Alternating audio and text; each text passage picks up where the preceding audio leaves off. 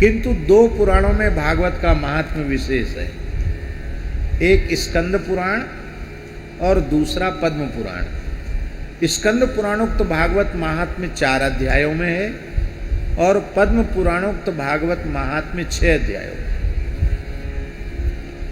स्कंद पुराण का महात्म्य प्रायः कहने सुनने की परंपरा लोगों में लुप्त हो गई है, तो वो बहुत आवश्यक है श्रवण करना। स्कंद पुराणोक्त महात्म्य में ये लिखा है कि भगवान श्री कृष्ण ने ब्राह्मणों के शाप के बहाने से यदुवंश का क्षय करवा दिया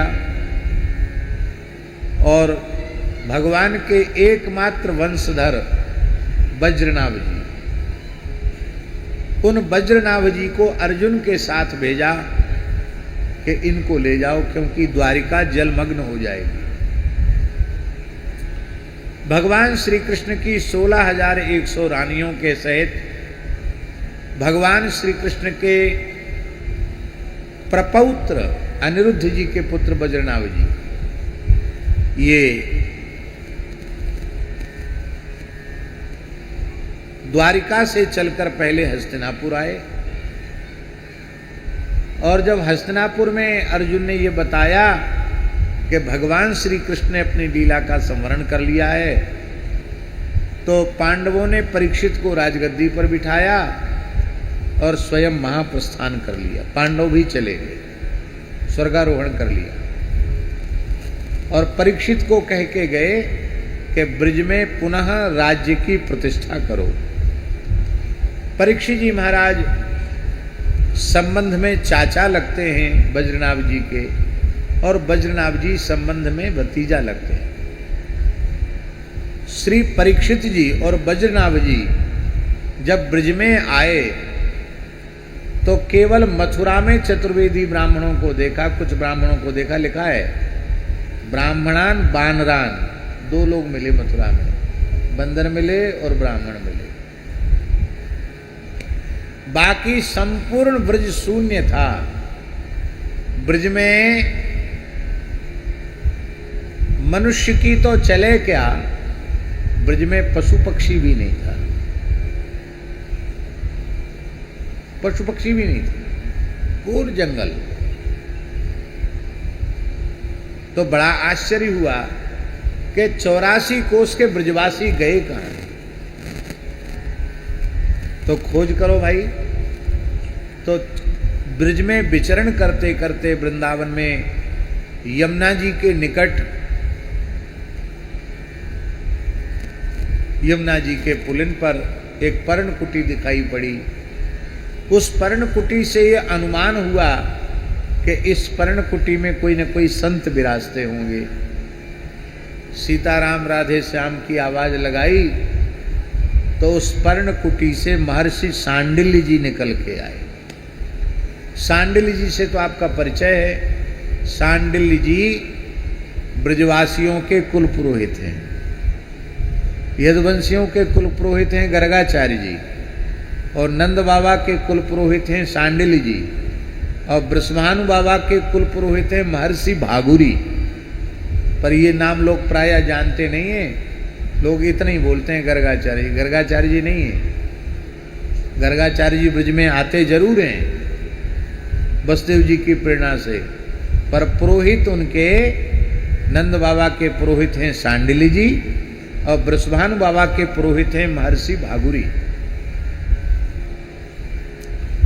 सांडिल्य जी को प्रणाम किया और कहा, महाराज आप तो ब्रजवासियों के पुरोहित हैं, आपके यजमान सब कहाँ गए। सांडिल्य जी हंसने लगे। सांडिल्य जी ने कहा, हे वज्रनाभ जी, हे परीक्षित जी, भगवान श्री कृष्ण की लीला के द्विविध स्वरूप हैं। भगवान श्री कृष्ण की लीला 2 प्रकार की है। कौन कौन? बोले लीलैवं द्विविधा प्रोक्ता वास्तवी व्यावहार की। 2 लीलाएं हैं, एक वास्तवी लीला, एक व्यावहार की लीला।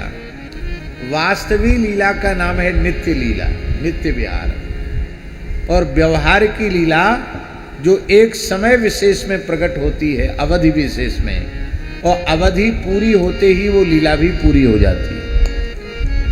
जैसे भगवान श्री कृष्ण मानवीय वर्षों से 125 वर्ष का समय लेकर धरती पर आए और 125 वर्ष तक लीला करके भगवान ने लीला को समेट लिया। किंतु भगवान की जो नित्य लीला है उसमें कभी कोई बाधा पड़ती नहीं है। इसलिए हमारे ब्रज के रसिकों ने कहा नित्य लीला के संबंध में, चंद्र टरे सूरज टरे टरे त्रिगुण विस्तार, पर दृढ़ व्रत श्री हरिवंश को टरे न नित्य विहार। नित्य विहार टलता नहीं। ब्रज नित्य है, ब्रजवासी नित्य हैं, ब्रज के ठाकुर नित्य हैं, ब्रज की समस्त लीलाएं नित्य हैं। आज भी माखन चोरी हो रही है, आज भी गोचारण हो रहा है, आज भी रास लीला हो रही है। आप कहेंगे हमको दिखता क्यों नहीं? हम लोग अंधे हैं? आंख हो तो दिखेगा। इसी ब्रज में भजन करने वाले संतों ने भगवान की नित्य लीला का अनुभव इन्हीं आंखों से किया है, इसी ब्रज में। ऐसी एक दो घटनाएं नहीं है,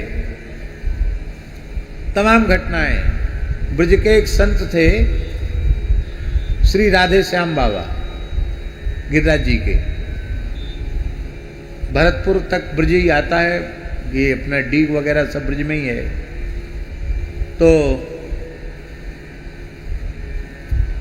ब्रजवासी बालक थे राधे श्याम बाबा। तो इधर भरतपुर के आसपास ये जो डीग इधर ही है, ज़्यादा दूर नहीं है।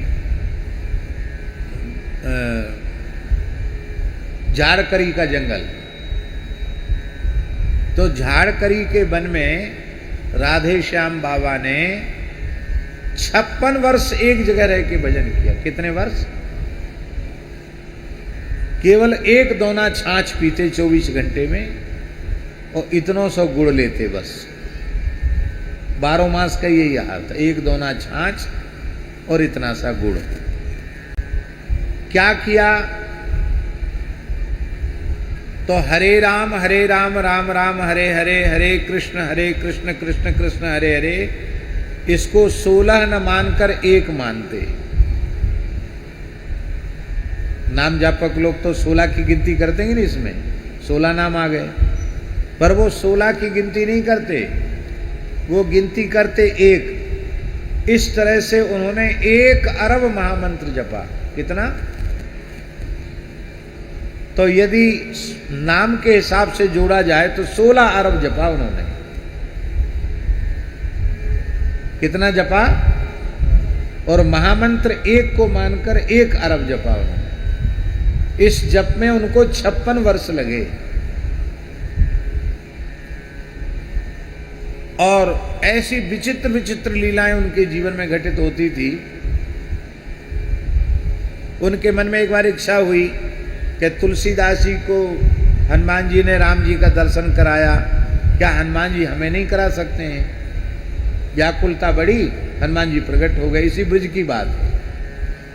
बोले क्या चाहते हो? तुम्हारे भजन से हम प्रसन्न हैं। बोले जैसे आपने तुलसीदास जी को सीताराम जी का चित्रकूट में दर्शन कराया, ऐसे हमें दर्शन कराओ। तो हनुमान जी ने अपनी भुजा ऐसे की। बोले बैठो इस पर। वो बैठ गए भुजा पर हनुमान जी। ये झाड़करी जंगल की बात है। बोले आंख खोलो। तो आंख खोलते तो क्या देखते हैं? कामता नाथ के सामने चित्रकूट में खड़े। ये घटना लगभग 100 साल पुरानी है। साक्षात श्री सीताराम जी विराजमान। बोले है गए दर्शन? आंख बंद करो। फिर देखते हम झाड़करी के जंगल में। तो उनका गुरु जी का दिया हुआ नाम था बाबा सीताराम दास। और उनको इच्छा हुई कि ठाकुर जी के रास के दर्शन करना है। किसी ने कह दिया कि वृंदावन में सेवा कुंज में नित्य रास होता है। भोले भाले संत सेवा कुंज में चले गए। रात को छिप गए काऊ झाड़ी में।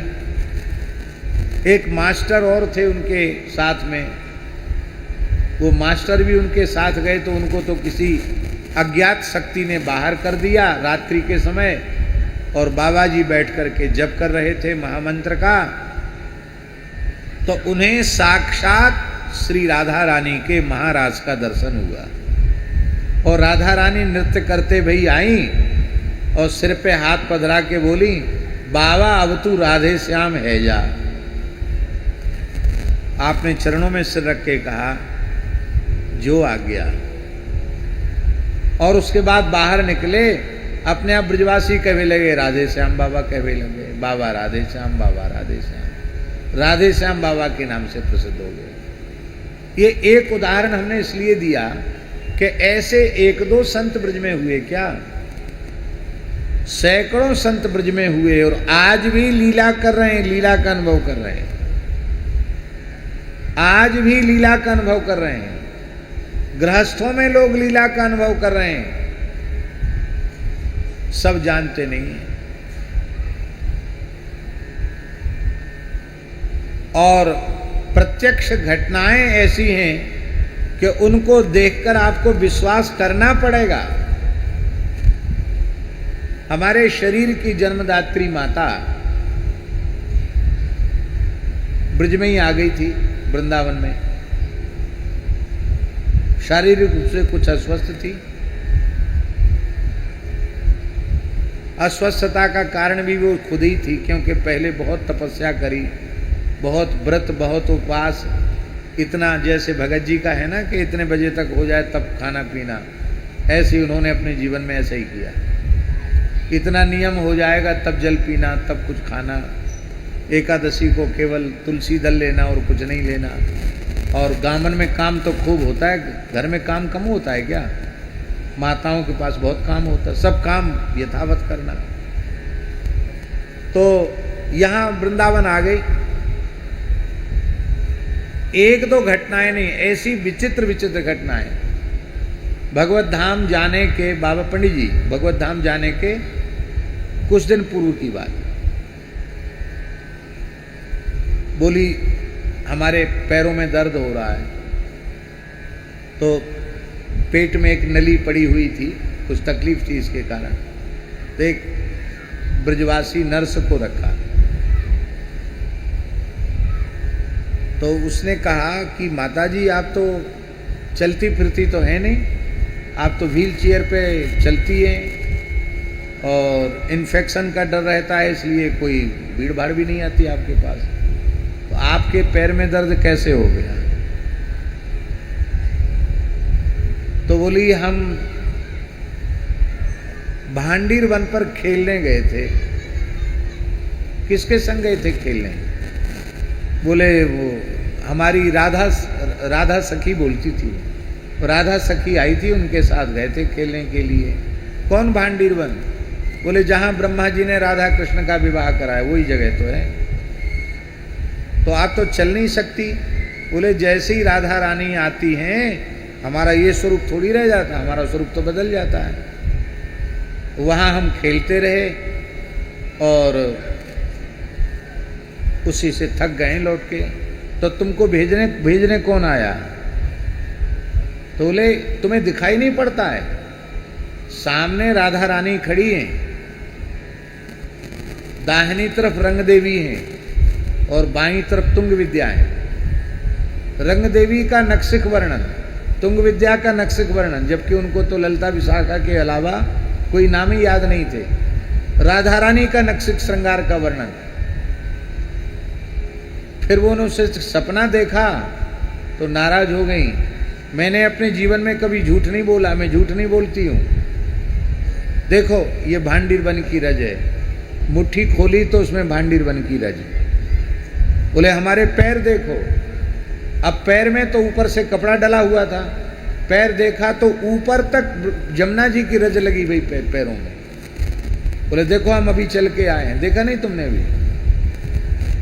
और बोली, नर्स से बोली, देखो वहां राधा रानी खड़ी हैं, उधर उनकी सखी खड़ी हैं, उनके पीछे में दो सखी खड़ी हैं।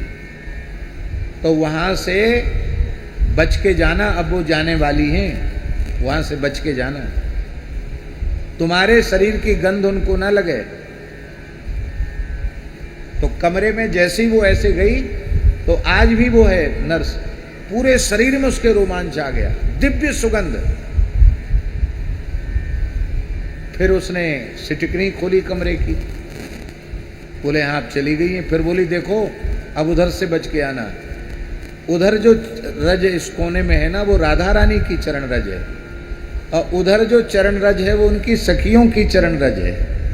तो सखियों की रज अलग रखो, राधा रानी की रज अलग रखो, मिलाना नहीं, क्योंकि वे स्वामिनी हैं और वो सखी हैं, मिलाना नहीं। आज भी वो रज रखी हुई है। ऐसी एक दो घटनाएं नहीं, जाने कितनी घटनाएं। जिन संतों का उन्होंने कभी दर्शन नहीं किया, उन संतों का उनको दर्शन होता था। राधा बाबा का कभी दर्शन नहीं किया, उनका दर्शन। हनुमान प्रसाद पोद्दार जी का कभी दर्शन नहीं किया, भाई जी का बार बार दर्शन। स्वामी श्री हरिदास जी का दर्शन, श्री हरिवंश जी का दर्शन, ब्रज के रसिकों के दर्शन उनको होते। और ये बात तो अभी कितने 2 साल भी नहीं हुआ ना, है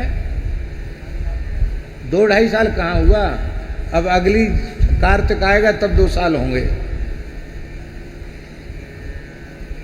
ये बात हम इसलिए कह रहे हैं कि निश्चल निष्कपट भाव से, ईमानदारी से जो भजन करते हैं उनको आज भी पद पद पर नित्य लीला का अनुभव होता है।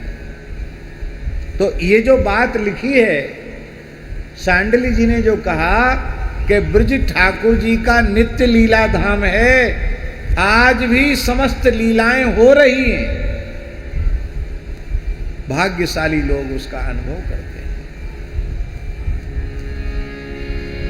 तो देखो ब्रजवासी कहूं गए ना आए, वो नित्य लीला से प्रकट लीला में आए थे, और जब ठाकुर जी की प्रकट लीला पूरी हो गई तो ब्रजवासी पुनः नित्य लीला में विराजमान है। तो सांडली जी बोले न तो ठाकुर जी कहूं ब्रज छोड़ के गए, न दाऊ दादा छोड़ के गए, न ब्रजवासी गए, न राधा रानी गई, न सखियां गई, ये सब यही हैं। नित्य लीला आज भी ब्रज में हो रही है, ये सांडली जी ने कहा।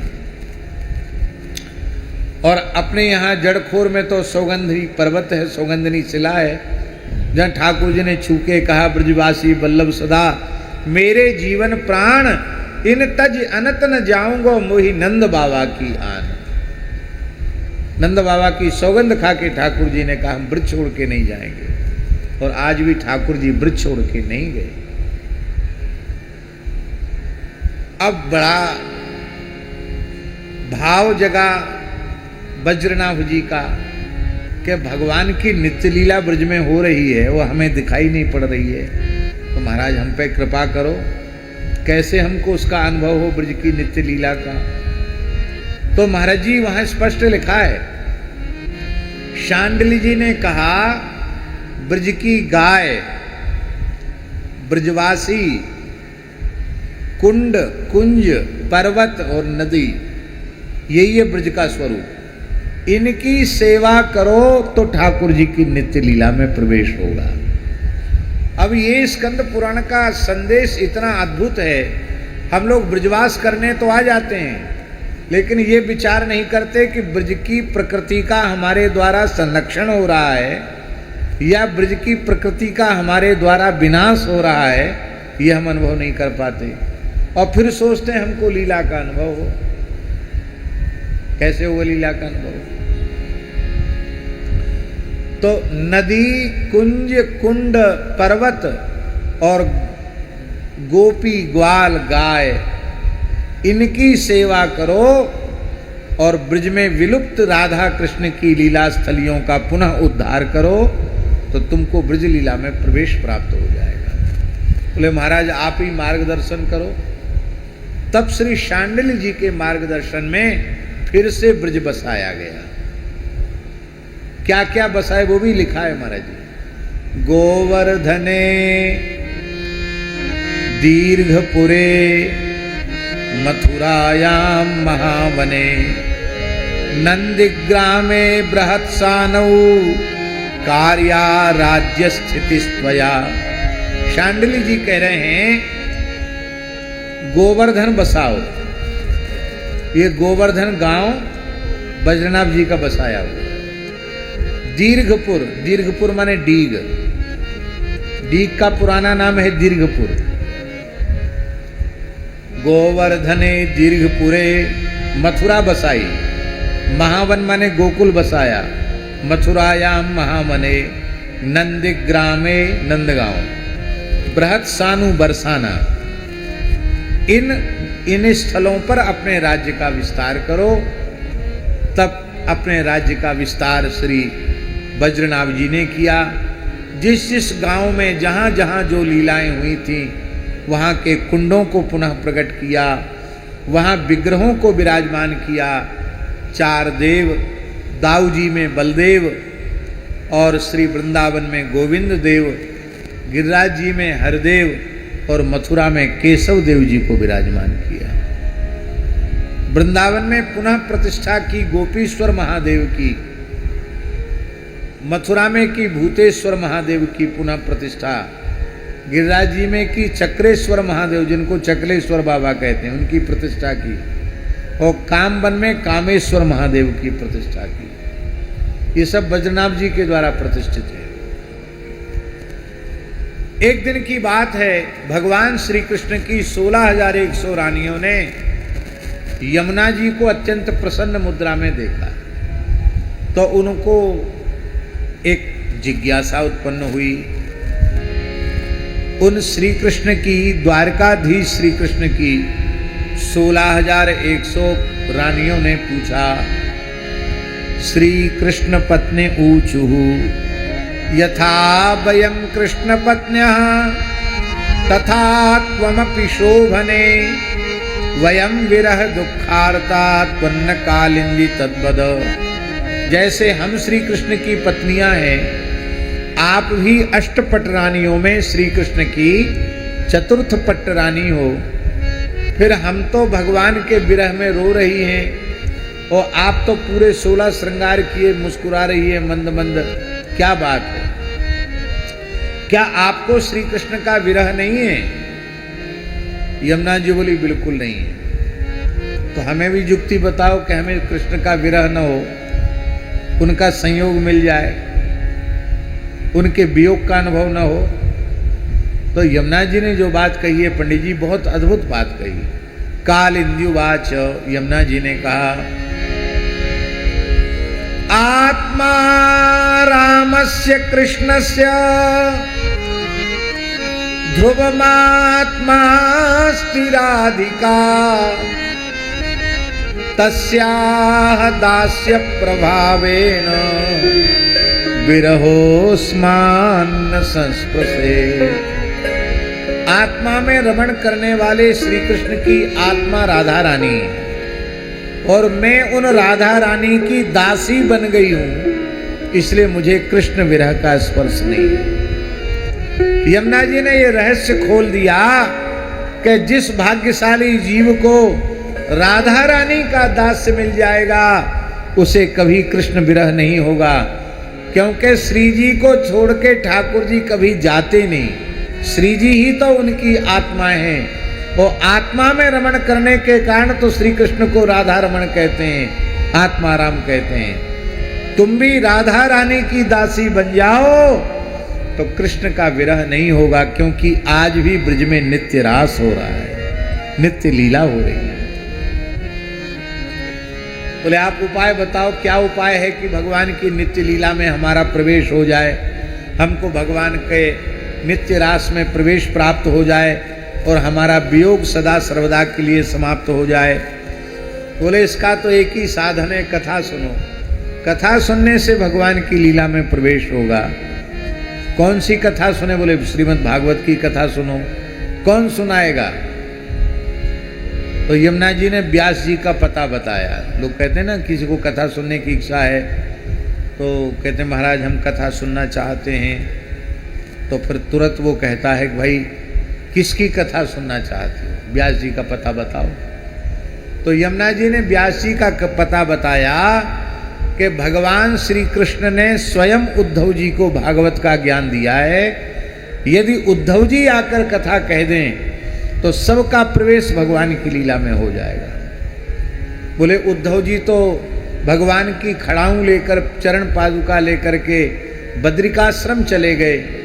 बोले बद्रिकाश्रम में एक रूप से वो हैं एक रूप से उद्धव जी ब्रज में ही निवास करते हैं। कहाँ निवास करते हैं?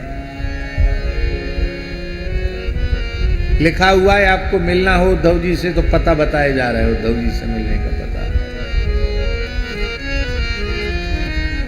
गोवर्धन गिरि निकटे सखी स्थले तद्रजः कामः तत्रत्यां कुर्वल्ली रूपेणास्ते स उद्धवो नूनम। बड़ा अद्भुत भाव। श्री गोवर्धन पर्वत के निकट में जो सखी स्थल है, ये सखी स्थल माने कुसुमवन, कुसुम सरोवर है ना, कुसुमवन कुसुम सरोवर, इसको पुराणों में सखी स्थल कहा गया है। गोवर्धन गिरि निकटे सखी स्थले तद्रजः कामः। गोपियों की चरणरज प्राप्ति की कामना से तत्रत्यांकुरवल्ली रूपेणास्ते स उद्धवो नूनम। वहां के लता पता वृक्ष के रूप में उद्धव जी, कुसुम वन के जितने वृक्ष हैं वो सब साक्षात उद्धव जी। तो चलो वहीं कीर्तन करेंगे, उद्धव जी प्रकट हो जाएंगे। मृदंग ताल ललित सुंदर संकीर्तन सबने मिलकर आरंभ किया और वहां की भूमि पिघल गई कीर्तन के रस से। गिरिराज जी की शिलाएं पिघलकर बहने लगी और वहीं से एक तीर्थ प्रकट हो गया जिसका नाम है उद्धव कुंड। एक कुसुम सरोवर के ठीक पृष्ठभाग में उद्धव कुंड है। उधर जाएंगे तो उद्धव कुंड, इधर आएंगे तो कुसुम सरोवर, बिल्कुल ऐसे। बोलो उद्धव जी महाराज की जय। उद्धव कुंड बड़ा दिव्य है। आज भी छोटी सी जगह है उद्धव कुंड की, लेकिन बहुत दिव्य स्थल है। आज भी वहां की सघन झाड़ियां, लता पता बड़ी दिव्य है। बोलो श्री उद्धव जी महाराज की जय। उद्धव जी लता गुल्म के मध्य से प्रकट हो गए। उद्धव जी को साष्टांग प्रणाम किया सबने और प्रार्थना की कि आप कथा सुनाओ। उद्धव जी ने 1 महीने में कथा सुनाई भागवत की। सप्ताह कथा नहीं सुनाई। कितने दिन में सुनाई? 1 महीने में। और उद्धव जी ने 3 प्रकार के भागवत के पारायण बताए। 1 महीने में या 2 महीने में जो कथा होती उसे सात्विक कहा, सप्ताह कथा को राजस कहा, और जिस कथा में कोई क्रम ही नहीं है, न दिन का नियम न कथा का नियम, कोई क्रम का नियम नहीं, उसको तामसी कहा। और जो निष्काम भाव से कही सुनी गई प्रेम पूर्वक, उसको निर्गुण कथा कहा, गुणातीत कथा कहा। ये 4 भेद उद्धव जी ने कथा के बताए। इसलिए सुखदेव परीक्षित में कामना शून्य होकर कथा कही गई, इसलिए सप्ताह कथा होने पर भी वह निर्गुण पारायण। अभी कथा चल ही रही थी, परीक्षित भी उस कथा में विराजमान थे, परीक्षित जी भी थे। तो हस्तिनापुर से सूचना आई कि आपके बहुत समय यहां रह जाने के कारण राज्य में व्यवस्था बिगड़ रही है, आप पधारें। उद्धव जी ने आज्ञा दी कि तुम चक्रवर्ती सम्राट हो, सारी धरती के राजा हो, तुम्हें जाकर प्रजा की सेवा करनी चाहिए।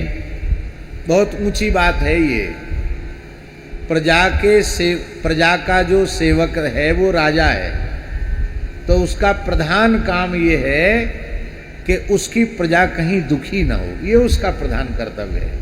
तो उद्धव जी ने कहा कि तुम राजा न होते तो हम नहीं कहते तुमसे, पर राजा हो, राजा का प्रधान धर्म है प्रजा की सेवा। और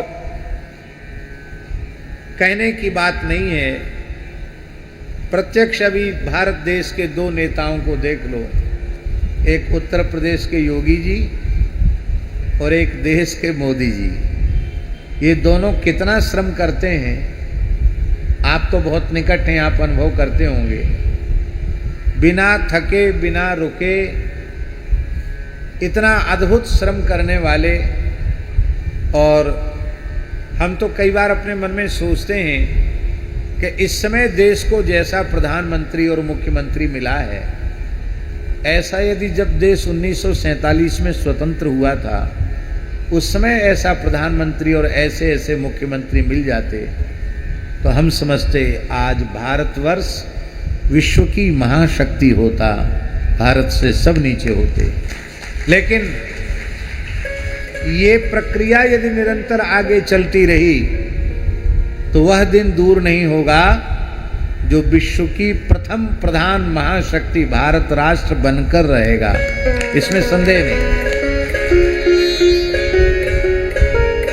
बस अब ये काम हम आप सबका है, जो ईमानदारी से प्रजा के सेवक हैं, गौ ब्राह्मण संत दीन दुखी सबकी भेद शून्य होकर के सेवा करते हैं, ऐसी अच्छी विचारधारा वाले लोगों को आगे तक पहुंचाना, शासन में पहुंचाना, ये किसका काम है?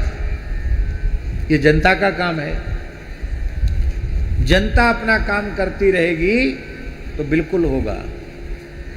ये तो भगवान ने बड़ी कृपा की, पश्चिम बंगाल थोड़े ही समय में बांग्लादेश बन जाता, पूर्वी बंगाल पश्चिम बंगाल का भेद खत्म हो जाता और फिर स्थिति बहुत ज़्यादा बिगड़ जाती। लेकिन भगवान ने बड़ी कृपा की, राधा रानी ने बड़ी कृपा करी कि आज 75 वर्ष के बाद बंगाल ने फिर अनुभव किया है कि हम स्वतंत्र हुए। तो अच्छी विचारधारा के लोग आए तो उसका तत्काल परिणाम दिखाई पड़ रहा है। तो हम कहना ये चाहते हैं, राजधर्म है प्रजा की सेवा। संस्कृत भाषा में राजा शब्द के कई अर्थ होते हैं। एक अर्थ होता है छत्र चामरादि राजते शोभते इति राजा, जो छत्र छड़ी चमर सिंहासन से जिसकी शोभा हो वो राजा है। राम जी बोले ये परिभाषा हम नहीं मानते। राम जी क्या बोले कि खाली छड़ी छत्र लगा के बैठे और लोग बिरदावली बाँचें, उसको हम राजा नहीं मानते। राम जी ने कहा जो प्रजा का रंजन करे वो राजा, राजा प्रजा रंजनाथ। जो प्रजा को सुखी करने की भावना रखे, अपने सुख दुख का विचार न करे, प्रजा के सुख दुख का विचार करे, वो राजा कहलाने के लायक है। इसलिए आज भी पूरे संसार में राम राज्य को आदर्श माना जाता है। भाई कैसा राज्य चाहिए? राम जी के जैसा राज्य चाहिए, राम राज्य चाहिए। तो उद्धव जी ने कहा आप जाओ, आपका प्रथम कर्तव्य यही है। परीक्षित बोले हमको तो कथा इतनी अच्छी लग रही है कि अब हमारा मन कहीं जाने का नहीं है। पता नहीं कौन सा पाप उदय हो गया जो कथा के बीच से हमको जाना पड़ रहा है। रोने लगे कथा के विरह में परीक्षित जी। तब उस समय उद्धव जी का हृदय प्रेम से द्रवित हो गया। उद्धव जी ने कहा मैं तुम्हें आशीर्वाद देता हूं। हाँ, बड़ा प्यारा श्लोक है। नंद नंदन रूपस्तु श्री शुको भगवान ऋषि श्रीमद् भागवतम तुभ्यम श्रावयिष्यत्य संशयम्। साक्षात नंदनंदन श्री कृष्ण ही शुकदेव रूप से प्रकट होकर के तुम्हें संपूर्ण कथा सुनाएंगे, ये मेरा आशीर्वाद है। लोग यही समझते हैं पंडित जी, लोग यही समझते हैं कि पहली कथा सुखदेव जी ने कही और परीक्षित जी ने सुनी, और वो पहली कथा सुखताल में हुई। लेकिन जब स्कंद पुराणोक्त भागवत महात्म्य को हम देखते हैं तो उसमें है कि पहली कथा ब्रज में हुई। कहाँ हुई? कुसुम सरोवर पर हुई। और किसने कही? उद्धव जी ने कही। भागवत की पहली कथा ब्रज में हुई है और इस उद्धव जी की कथा से ही शुकदेव जी की कथा का जन्म हुआ है। अब प्रायः सब जगह भागवत की कथाओं में वही धुंधकारी वाला उपाख्यान सब सुनाते हैं, ये तो कोई सुनाता नहीं। पर ये ब्रज महात्म्य से युक्त ये विशेष महात्म्य है भागवत जी का। और महाराज जी श्री उद्धव जी की कथा का यह दिव्य प्रभाव हुआ कि साक्षात भगवान राधा कृष्ण प्रकट हो गए, उनका नित्य रास प्रकट हो गया और भगवान श्री कृष्ण की 16,100 रानियों का गोपी स्वरूप में रास में प्रवेश हो गया। और वज्रनाभ जी भगवान श्री कृष्ण के चरण में जो वज्र का चिन्ह है उस चिन्ह के रूप में विराजमान हो गए। वज्रनाभ के पुत्र को राजा बनाया गया। ऐसा अद्भुत यह महात्म्य है। इस महात्म्य का आशय यही है कि यदि आप भगवान की नित्य लीला में प्रवेश करना चाहते हो तो भागवत की कथा सुनो। किसी महल में आप प्रवेश करना चाहते हैं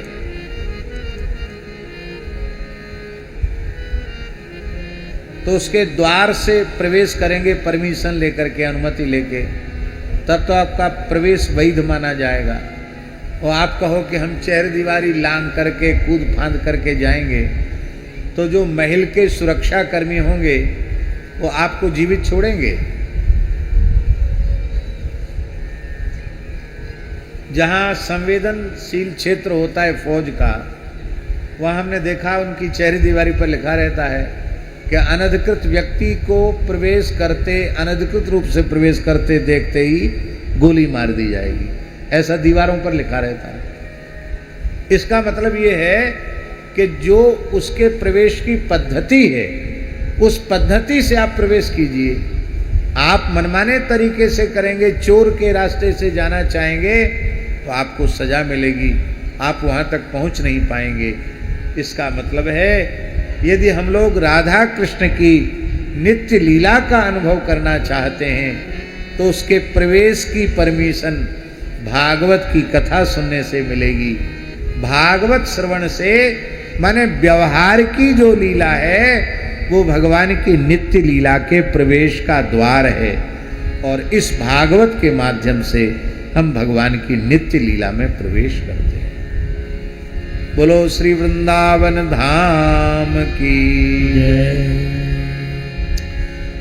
पद्म पुराणोक्त महात्म्य आप सब जानते हैं कि देवर्षि नारद जी धरती पर आए, अनेक तीर्थों में विचरण किया और सर्वत्र उन्होंने देखा कि अधर्म बढ़ा हुआ है।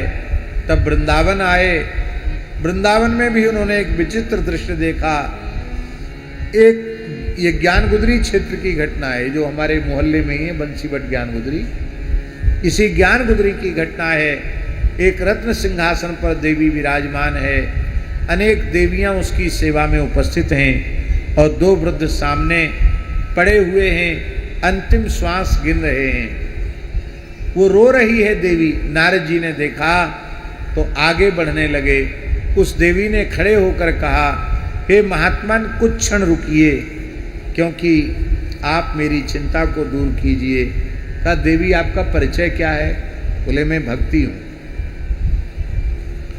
द्रविड़ देश में मेरा जन्म हुआ, कर्नाटक में मेरा विस्तार हुआ, कहीं कहीं महाराष्ट्र में भी मेरा विस्तार हुआ और मैं जैसे ही गुजरात में आई कि बूढ़ी हो गई, अंत में वहाँ से भागकर मैं वृंदावन आई तो वृंदावन आते ही नवीनेव स्वरूपणी, नवीन स्वरूप में हो गई।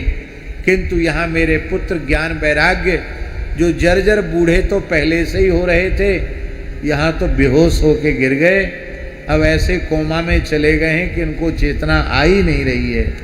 महाराज इसलिए इदम स्थानम परित्यज्य विदेशम गम्यते मया, यहाँ एक विशेष बात ध्यान देने की है।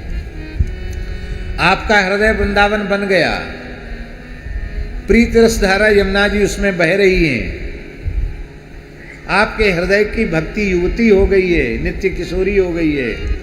किंतु यदि आपके हृदय का ज्ञान, आपके हृदय का वैराग्य जर्जर है तो आपके हृदय रूपी वृंदावन में भक्ति रहेगी नहीं। इसलिए साधक का कर्तव्य है भक्ति को तो पुष्ट रखे, ज्ञान को भी पुष्ट रखे और वैराग्य को भी पुष्ट रखे। और भागवत कथा की महिमा ये है कि भागवत की कथा सुनने से भक्ति तो पुष्ट होती ही है, ज्ञान भी पुष्ट हो जाता है, वैराग्य भी पुष्ट हो जाता है। नारद जी को आकाशवाणी हुई कि तुम सत्कर्म का अनुष्ठान करो, ज्ञान वैराग्य का संकट दूर होगा। और सनकादिकों ने कहा भागवत की कथा सुनने से बड़ा कोई सत्कर्म नहीं है।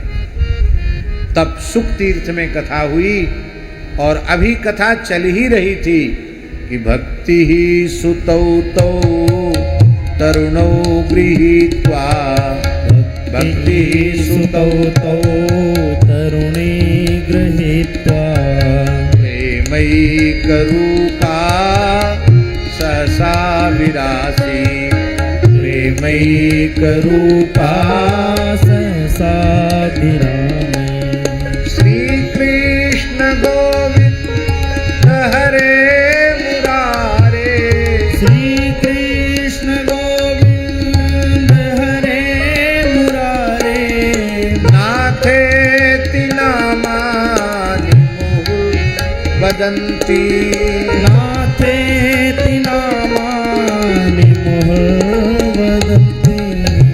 भक्ति महारानी ज्ञान वैराग्य के सहित प्रकट हो गई, कीर्तन कर रही है। महाराज भक्ति तो नाच रही है, ज्ञान और वैराग्य भी नृत्य कर रहे हैं। सनकादिकों ने कहा श्रोताओं से कि आप लोग आश्चर्य मत करो, ये कथा से ही ज्ञान वैराग्य और भक्ति का प्राकट्य हुआ है। और सनकादिक भगवान ने कहा कि हे भक्ति महारानी, आप अपने पुत्र ज्ञान वैराग्य के सहित जो कथा रस रसिक वैष्णव हैं उनके हृदय में विराजमान हो जाओ। आप अपने हृदय में विराजमान करना चाहते हैं भक्ति ज्ञान वैराग्य को, तो नित्य प्रति प्रेम से कथा श्रवण कीजिए, आपके हृदय में ज्ञान भक्ति वैराग्य प्रतिष्ठित हो जाएंगे। नारद जी ने कहा हमारी समस्या का समाधान तो हो गया। कोई किसी पापी का उद्धार भी कथा सुनने से हो जाता क्या? बोले हाँ महाराज, धुंधकारी ने अपने जीवन में कथा नहीं सुनी, भयंकर पाप कर्म के दुर्गति पूर्वक मरने के कारण प्रेत बन गया। और गोकर्ण जी ने सूर्य नारायण की आज्ञा से प्रेत धुंधकारी को कथा सुनाई, तो वो भी विमान में बैठ के भगवान के धाम को चला गया। फिर कोई श्रद्धा पूर्वक कथा सुने उसका तो कहना ही क्या है। इस प्रकार से ये पद्म पुराणोक्त महात्म्य संपन्न होता है। आज पहला दिन है, केवल एक मंगलाचरण का श्लोक बोल करके हम अपनी वाणी को विराम देंगे। 7:20 हो रहा है। जन्माद्यस्य यतोऽन्वयादितरतश्चार्थेष्वविद्यस्वराट् तेने ब्रह्महृदायादि कवये मुह्यन्ति यत्सूरयः तेजो वारिमृदां यथा विनिमयो यत्र त्रिसर्गो मृषा धाम्ना स्वेन सदा निरस्तकुहकं सत्यं परं धीमहि। इसकी चर्चा हम कल करेंगे। आज प्रथम श्लोक बोल करके प्रथम स्कंद में प्रवेश कर लिया है। गोविंद जय जय गोपाल जय जय, गोविंद जय जय गोपाल जय जय, राधा रमण हरि गोविंद जय जय, राधा रमण हरि गोविंद जय जय, हरि बोल हरि बोल हरि बोल हरि बोल हरि बोल हरि बोल हरि बोल, हरि हरि हरि हरि हरि हरि बोल, हरि हरि हरि हरि हरि हरि बोल, केशव माधव गोविंद बोल, केशव माधव गोविंद बोल, गोविंद माधव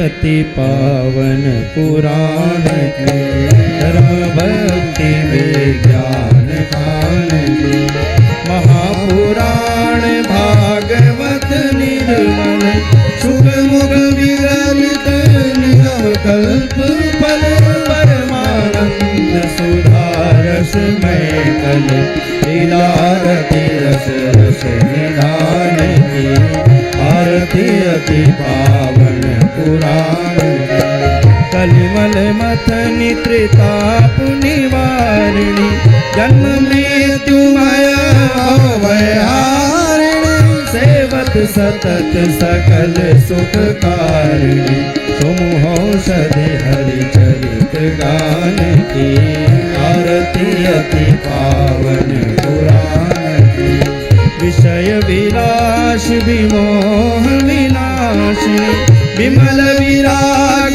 विवेक विकासिनी भगवत तत्व रहस्य प्रकाशिनी परम ज्योति परमात्म ज्ञान की आरती अति पावन पुराण की परमहंस मुनि मन उल्लासिनी रसिक हृदय रस रास विलासिनी भक्ति मुक्ति रति प्रेम सुदासन कथा किंचन प्रिय सुजान की आरती अति पावन पुराण की धर्म भक्ति विज्ञान खान की आरती अति पावन पुराण की आरती अति पावन पुराण की शैथिलीकरणं पुष्पैः देवताय वन्दनमस्ताभ्यां स्वात्माभिवन्दनं पात्रमध्ये स्थितं तोयं भ्रामिदं केशवोपरि